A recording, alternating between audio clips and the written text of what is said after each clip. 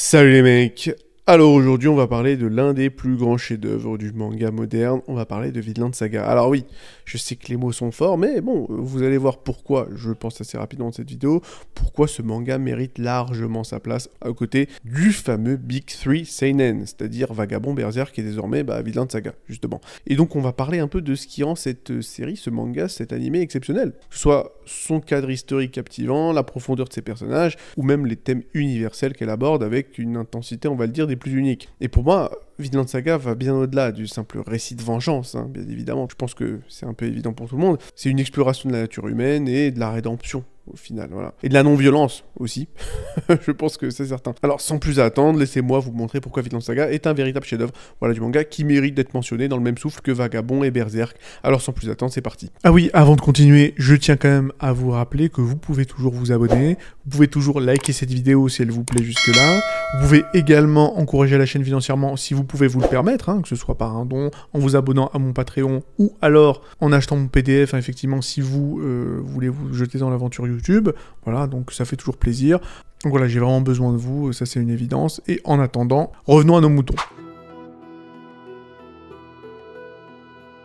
Alors, déjà, je vais pas mentir, le jour où j'ai appris que Vinland Saga allait avoir une adaptation animée, j'ai pété un câble. J'étais très très heureux, surtout quand j'ai vu l'opening. Franchement, même la musique à l'heure d'aujourd'hui, je l'écoute à part. Les deux intros, hein, que ce soit l'opening de la première saison ou l'opening de la seconde saison, c'est des bangers absolus. Bref, tout ça pour vous dire que, bon, je connaissais Vinland Saga depuis quand même pas mal de temps. C'est pas juste pour faire mon vieux de la vieille, mais bon, je connaissais ça avant, et pour vous dire la vérité, j'étais très heureux qu'il y ait l'adaptation animée, mais j'ai mis du temps à regarder cette adaptation animée de manière un peu ironique. En fait, le truc, c'est que j'ai tellement de respect pour ce manga que j'avais limite peur de regarder l'animé. J'avais peur de me dire, merde, putain, c'est de la merde. Voilà, j'avais peur d'être déçu, en fait. Parfois ça peut m'arriver.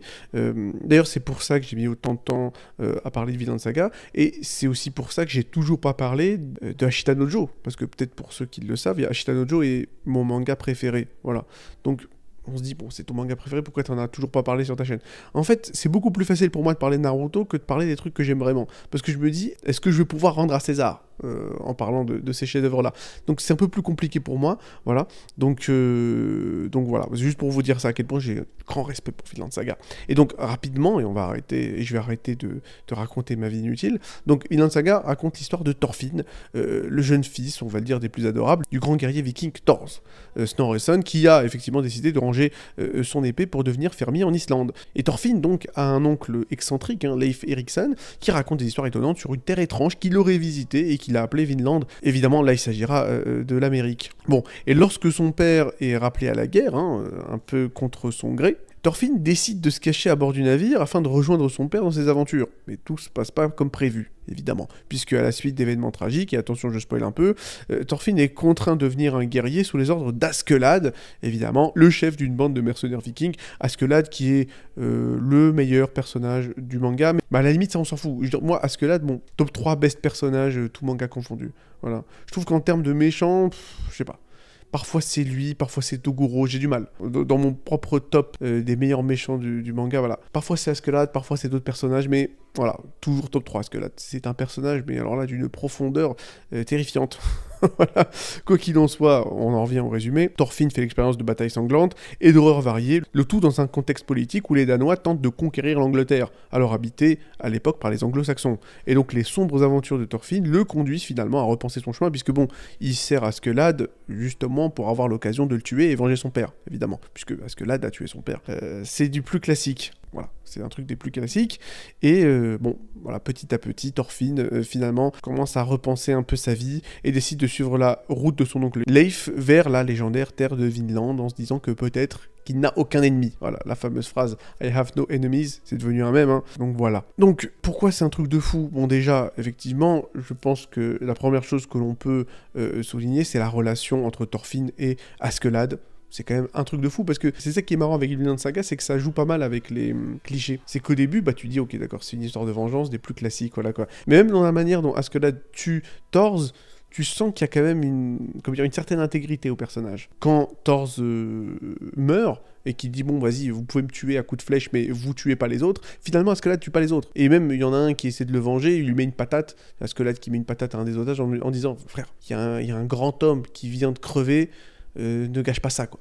Tu sens dès le début qu'Askeladd, il y a un truc. D'ailleurs, autre chose, je trouve que, justement, je parlais effectivement du fait que j'avais peur que l'animé fasse n'importe quoi. Je trouve que la décision de l'animé de faire en sorte de raconter l'histoire dans son ordre original, dans l'ordre chronologique, je trouve que c'est une bonne idée.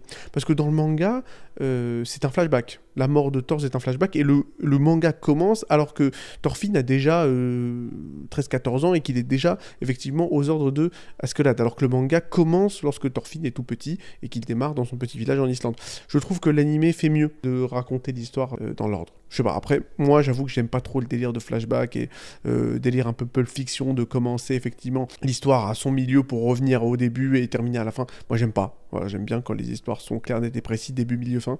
Bon, tout ça pour dire que Askeladd, dès le début, dès qu'on le voit, on comprend que peut-être, voilà, il y a peut-être autre chose qu'un juste gros méchant pas beau, voilà quoi. Bon, évidemment, on se doute pas qu'il soit aussi profond, ça c'est une évidence. Et surtout, et les gens l'ont fait remarquer, dans ma vidéo sur la transformation la plus sombre de l'histoire de l'animation japonaise, où je parle effectivement d'un animé de 1978, c'est-à-dire Shirin Bell, beaucoup dans les commentaires ont souligné le fait que la relation entre Shirin et Wo, donc Wo, le loup qui a tué la mère brebis de Shirin, est extrêmement similaire entre la relation, donc forcément entre Thorfinn et Askeladd, dans le sens où Askeladd a tué le père de Thorfinn, Thorfinn veut tuer Askeladd pour venger son père, mais finalement, voilà, bon an, mal an, il se rend compte qu'Askeladd a pris la place de son père, d'une certaine manière, et que c'est un peu lui son père spirituel. C'est exactement la même chose que dans Shirin Bell, et je pense que le mangaka Makoto Yukimura, donc le manga, je pense qu'il s'est pas mal inspiré de Shirin Bell, mais tant mieux, hein,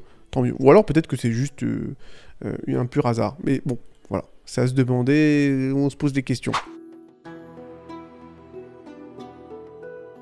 Donc voilà, clairement, c'est un drame saisissant sur la force et la faiblesse, et le manga aborde vraiment des thèmes puissants, tels que la construction des nations, et les luttes de pouvoir, effectivement, du côté politique, notamment à travers le personnage de Canute, effectivement, le viking qui a réussi à se faire reconnaître comme étant le roi d'Angleterre, mais en parallèle, et j'en parlais juste avant, le récit s'intéresse aussi, surtout aux expériences des personnages secondaires, et surtout aux expériences interpersonnelles entre les personnages, voilà, qui, n'ayant peut-être pas forcément un impact direct sur le cours de l'histoire, enrichissent le drame et l'immersion, et c'est ce qui fait le sel de Vinland Saga. Et c'est clair que, on va pas se mentir, quand on regarde le reste du paysage des animés modernes, voilà, qui sont bien souvent un peu pourris par les isekai, les animés de idol ou tous les harems de je sais pas quoi, Vinland Saga se démarque, mais alors puissamment, quoi, en proposant une histoire dramatique qui est très très bien écrite, avec un cadre et des visuels inédits.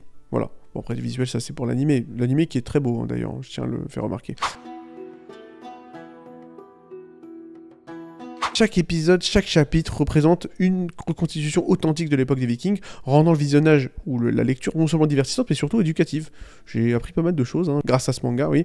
Parce que oui, on va quand même pas se mentir, le cadre de Vinland Saga est l'un des éléments les plus marquants de l'anime. Le décor joue un rôle crucial dans cette œuvre, puisque là, effectivement, c'est une plongée radicale dans les années 1000, effectivement, au cœur de la culture nordique et viking. Et étant donné que cette culture est profondément imprégnée d'action et de violence, cela fait effectivement un cadre particulièrement captivant et dynamique pour les amateurs d'animé qu'on est. Et donc là, je trouve que Vinland Saga est le mélange parfait entre le réalisme historique et la brutalité légendaire des Vikings, un peu à la sauce animée. Un récit qui d'ailleurs, est un peu basé sur pas mal de récits historiques, tels que la saga des Groenlandais ou la saga d'Éric le Rouge. Je sais pas, il y a quand même un côté authentique entre les personnages et les conflits politiques, les enjeux religieux, qui sont représentés de manière assez fidèle. Voilà. Je trouve que ça donne vie à l'histoire, au-delà du fait que les personnages soient super bien écrits, en fait. La série est relativement ancrée dans la réalité, et je sais pas, si vous aimez les récits plus terre-à-terre et captivants, tels que Monster, bien évidemment, Vinland Saga c'est fait pour vous. Évidemment, la série prend quelques libertés créatives, notamment dans les scènes d'action, voilà, bon, ce serait quand même difficile d'oublier l'introduction de Thorkel, où le mec qui t'anéantit plusieurs soldats d'un seul lancer de hache. Bon, évidemment, Thorkel, le mec c'est un Avenger, le truc, mais bon, par rapport à d'autres œuvres, tu sens quand même que y a un ancrage dans le réalisme, tout de même. Et au-delà de ça, bon, Vinland Saga est un chef-d'œuvre du seinen, ça c'est indéniable. Puisque si on le compare à des titres shonen tels que My Hero Academia, Naruto, One Piece, qui dominent d'ailleurs largement le paysage, voilà, tu prends un seinen tel que Vinland Saga, C'est quand même autre chose. C'est d'ailleurs dommage, hein. C'est d'ailleurs dommage que les seinen reçoivent beaucoup moins d'attention que leurs camarades, leurs compatriotes shonen. Parce que voilà, bon, tu prends Berserk, Vagabond, Vinland Saga, c'est quand même complexe. Et c'est d'autant plus con que le fait qu'il y ait beaucoup moins d'attention, bah, c'est beaucoup plus difficile de voir des adaptations de ces œuvres-là.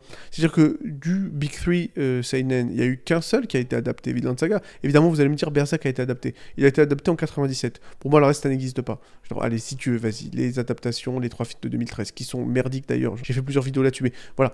Qu'on me parle pas des adaptations de 2016-2017. Enfin, je veux dire, voilà, merde, quoi. C'est des épisodes de South Park, ça n'a pas de sens, quoi. Tu vois. Et bon, Vagabond, bah, ça n'a pas été adapté.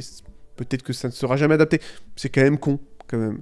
Vraiment, après, avec un peu de chance, peut-être qu'un jour ce sera adapté. Mais en tout cas, Vinland Saga, d'un autre côté, comment dire, son existence est tragique, mais comment dire, pleine d'espoir en même temps. Tu dis tragique parce que tu te dis que du Big Three Seinen et de tous les autres Seinen, quand même, qui ont marqué un peu leur genre, tel que, je sais pas, Coq de combat, Chameau, par exemple. Enfin, genre, Coq de combat, si on prend Coq de combat, qui pour moi, l'un des plus grands Seinen de l'histoire. Voilà, à part un film de merde, un film coréen de merde, à part ça, il y a rien, quoi, sur Coq de combat. Alors que pourtant, c'est un chef-d'œuvre des chefs-d'œuvre, quoi. C'est quand même con. Voilà. La plupart des putains de seinen de ouf, Ichi the Killer, bon, il y a un film, mais bon, voilà. Tous ces trucs de fou n'ont jamais été adaptés. Bon, après, pour Ichi the Killer, à la limite, pourquoi pas.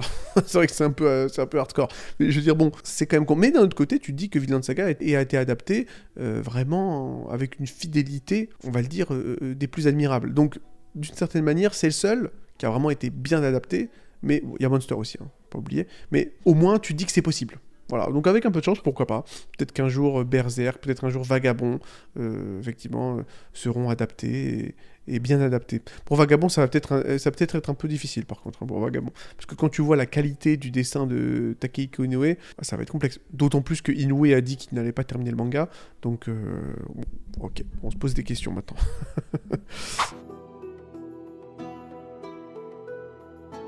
Et aussi, surtout, l'un des gros intérêts du manga, et bon, là on va un peu s'éloigner du délire historique et on va parler des personnages, bah, c'est Thorfinn, le personnage principal, qui subit une profonde évolution. Et oui, et c'est ça qui fait que la série est si captivante, parce que si c'était juste une question d'histoire et de cadre historique, bon, c'est bien, mais sans plus. Non, non, c'est les personnages qui sont incroyablement bien écrits. Et là, effectivement, il y a un développement significatif du personnage principal qu'on voit évoluer d'un enfant joyeux optimiste à un adolescent tourmenté et avide de vengeance. Mais ce n'est qu'un début, puisqu'au fil de l'histoire, Thorfinn change, grandit, subit une transformation complexe qui ne se limite pas juste à une quête de vengeance. En fait, puisqu'à la fin, il se rend compte que est-ce qu'il veut vraiment tuer Askeladd finalement? C'est la question, quoi. Parce qu'il tue Askeladd et à la fin, quand d'ailleurs Askeladd meurt, attention spoiler, il n'y a plus rien. Le mec, c'est devenu une coquille vide. Finalement, la seule chose qui le maintenait encore en vie, bah, c'était Askeladd. Finalement, voilà, celui qui a tué son père a remplacé son père, exactement comme dans Shirin Bad d'ailleurs. Et cette évolution rend le personnage des plus fascinants, et donne à la série un niveau de profondeur qui va bien au-delà de ce que l'on pourrait attendre d'un simple récit de vengeance. Puisque là, effectivement, il s'agit de voir le personnage principal, donc Thorfinn, subir une évolution profonde tout au long de la série, en commençant donc comme un enfant incapable de se défendre, qui suit un parcours de transformation intense, où chaque bataille et chaque épreuve façonnent son caractère. Et contrairement à de nombreux animés où les personnages sont surpuissants, Vinland Saga présente un héros qui commence faible et qui doit lutter pour sa survie et son développement. Voilà. Et même si effectivement, au fil de la saison 2 et au fil des tomes, il devient beaucoup plus vénère, il reste quand même globalement relativement humain. Le Thorfinn. Et ça nous permet effectivement, à travers Thorfinn, d'explorer les thèmes du deuil, de la vengeance et de la rédemption. Mais encore une fois, Vinland Saga, c'est pas juste une histoire de vengeance, c'est pas juste un mec qui veut venger son père, c'est ça qui est vraiment intéressant. Ce serait même réducteur de la considérer comme ça. Je veux dire, que ce soit Askeladd, que ce soit Canute, ces personnages enrichissent l'intrigue de manière significative, chacun apportant sa propre évolution et ses dilemmes moraux. Je veux dire, Askeladd, c'est un personnage extraordinaire. De toutes les manières, je vais pas trop en parler parce que je vais faire une vidéo juste sur lui, mais je sais pas, ce personnage est extraordinaire, quand même. Je veux dire, rien que le moment où, effectivement, il propose de l'argent à un de ses hommes et lui dit, écoute, prends cet argent, voilà, marie-toi, achète des moutons, fais des enfants et meurs dans ton lit. Voilà, juste tu prends cette scène et t'as tout compris du personnage d'Askeladd finalement. Voilà, le fait que le twist, attention, Askeladd déteste les Vikings et qui veut emporter les Vikings dans la tombe avec lui, enfin je veux dire, c'est quand même extraordinaire. Enfin je sais pas, je veux dire, ce personnage est quand même incroyable. Je vais pas trop en parler encore une fois ici, parce que voilà. Ce personnage est beaucoup trop stylé pour ne pas avoir de vidéo consacrée à lui. C'est pas possible. Donc on parlera de lui dans une vidéo consacrée, ne vous inquiétez pas. Enfin, voilà, là il s'agit effectivement d'un seinen qui donc est un voyage émotionnel profond et significatif. C'est une œuvre exceptionnelle, et voilà, je sais pas, c'est quand même quelque chose. Chaque personnage porte ses fardeaux et ses motivations, et la série ne se contente pas juste de raconter une histoire de héros et de méchants. Elle explore la nature humaine, les conséquences de la guerre et la quête de sens dans un monde brutal. C'est cette profondeur émotionnelle qui élève Vinland Saga au rang des chefs-d'œuvre de l'animation et du manga, faisant de chaque épisode une expérience marquante pour le spectateur que nous sommes. Alors voilà, la vidéo est terminée en espérant qu'elle vous ait plu. Abonnez-vous pour encourager la chaîne, likez la vidéo si elle vous a plu, dites-moi si vous voulez d'autres vidéos sur Vinland Saga, de toutes les manières, bon, vous aurez compris qu'il y aura de toutes les manières une autre vidéo de Vinland Saga, que vous le vouliez ou non, consacrée à notre ami Askeladd. En tout cas voilà, si vous en voulez encore d'autres, n'hésitez pas. Au-delà de ça, prenez soin de vous et à la prochaine.